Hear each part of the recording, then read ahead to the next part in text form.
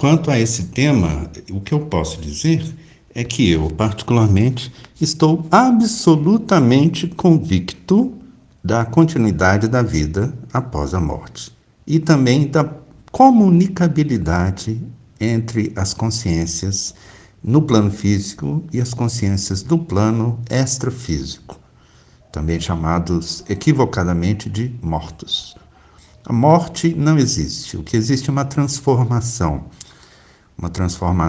que acontece quando a consciência, o espírito, a alma, se desvincula do corpo físico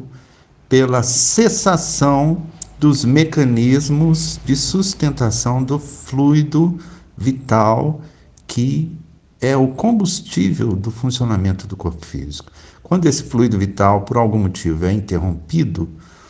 por algum problema de saúde em algum órgão vital ou por algum acidente, o corpo cessa o seu funcionamento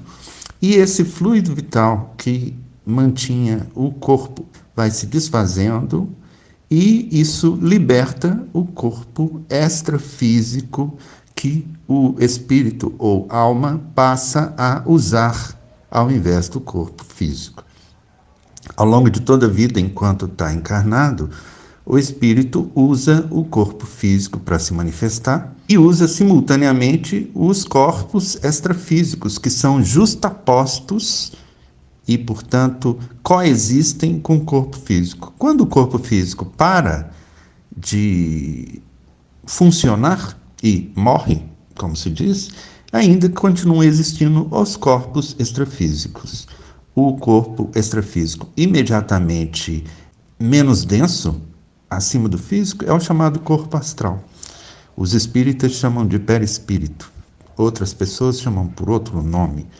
Mas ele é muito parecido com o corpo físico e as pessoas só não têm uma percepção clara da existência desses outros corpos mais sutis. Nós usamos, enquanto estamos na vida, normalmente, durante o sono, as pessoas só não têm essa percepção de que quando o corpo dorme, a gente sai do corpo usando corpos extrafísicos, que são uma parte do conjunto de corpos aos quais nós estamos associados enquanto estamos aqui no planeta. As pessoas só não têm uma consciência clara de que essa é a realidade e esses são os bastidores da experiência humana no planeta Terra, porque as pessoas estão, na sua maioria, com as percepções extrasensoriais ou percepções espirituais embotadas. As pessoas não conseguem perceber a realidade desses corpos extrafísicos e desses mundos extrafísicos, porque os sentidos sensoriais com que se percebe esses níveis de organização da matéria e energia são sentidos sensoriais mais sutis, não são os sentidos sensoriais físicos. Não é com o olho físico, não é com o ouvido físico, não é com o toque físico que você vê, ouve e toca os corpos espirituais e o mundo espiritual. Mas existem em nós sentidos sensoriais mais sutis que podem ser despertados pelo esforço próprio, pela concentração, por técnicas específicas de mobilização de energia. E algumas pessoas já nascem com uma predisposição de atividade mais natural desses sentidos extrafísicos ou sentidos espirituais, sentidos extrasensoriais. Algumas pessoas nascem com isso um pouco mais pronunciado. Eu tive a sorte, de certa forma, o privilégio, de certa forma,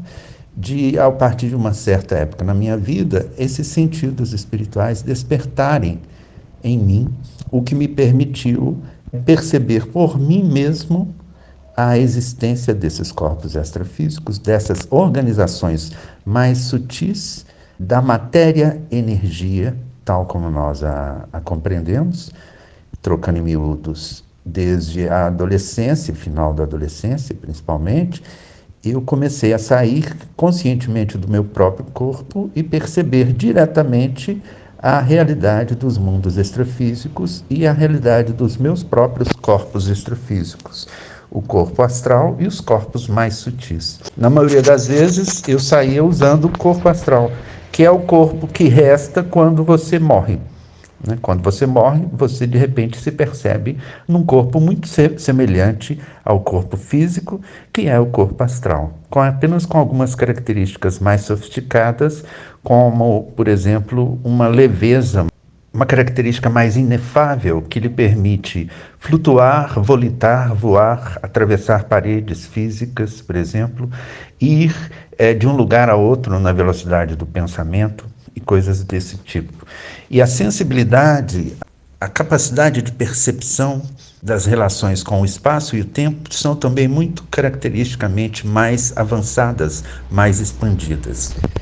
As pessoas que, depois que perdem o corpo físico, se encontram usando esses corpos extrafísicos, elas se organizam, inclusive, em comunidades, em cidades espirituais, tanto cidades superiores quanto inferiores, a depender do caráter moral e do caráter vibratório das energias que eles sustentam. Então, assim, nós temos cidades espirituais trevosas em regiões mais densas e problemáticas do plano extrafísico, para onde vão as pessoas que inconscientemente se afinizam com aqueles valores que ali existem.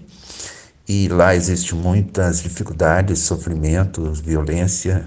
e etc. É o que algumas tradições chamam de inferno, outras tradições também chamam de purgatório, a depender do nível de adversidades em que se encontra essas regiões específicas, mas existem também as cidades espirituais e regiões espirituais extrafísicas mais benfazejas, de vibração mais sutil, onde se reúnem também pessoas com ideais sublimes e com boas intenções predominantes, que organizam enquanto sociedade e sustentam civilizações e culturas bem mais avançadas do que as que existem no plano físico. Para lá acorrem e são levados indivíduos que se afinizem, ainda que minimamente, com esses valores superiores. Portanto, é tudo um processo normal, não tem ninguém punindo ninguém com nada.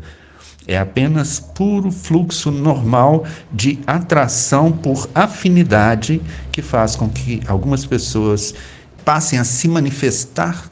depois que morrem em regiões complicadas e outros passam a se manifestar em regiões luminosas. Isso é uma realidade para mim, não apenas porque eu estudei isso desde adolescente, em diversas abordagens, não apenas a espírita, mas diversas escolas de conhecimento espiritual. Mas, além dos estudos livrescos e todas as palestras e conversas que eu tive, eu também tive a oportunidade de perceber, vivenciar in loco, diretamente nesses locais e nessas experiências, por mim mesmo, sem depender do que dizia esse médium, ou aquele pastor, ou aquele padre, ou aquele paranormal, sem depender de nada disso. Estou convicto da existência desse aspecto da realidade que a maioria das pessoas ignora, e eu estou convicto porque vivencio isso há já muito tempo e falo isso sem a menor pretensão de ser melhor do que as outras pessoas. Mas não posso deixar de dizer isso com muita clareza e convicção, de maneira a transparecer na minha fala essa convicção, essa evidência, de maneira que um querido amigo, quando me pergunte isso, só pode ter para si mesmo duas explicações diante dessa convicção com que eu falo. Que, esse amigo dele, no caso eu, é completamente louco, ou então ele está simplesmente falando a verdade. Mas, como seu amigo, eu te sugiro que não acredite no que eu estou dizendo, mas sim procure pesquisar, estudar e, sobretudo, experimentar por si mesmo essas realidades, ativando em si mesmo os potenciais que te permitirão experimentar e adquirir vivencialmente esses conhecimentos.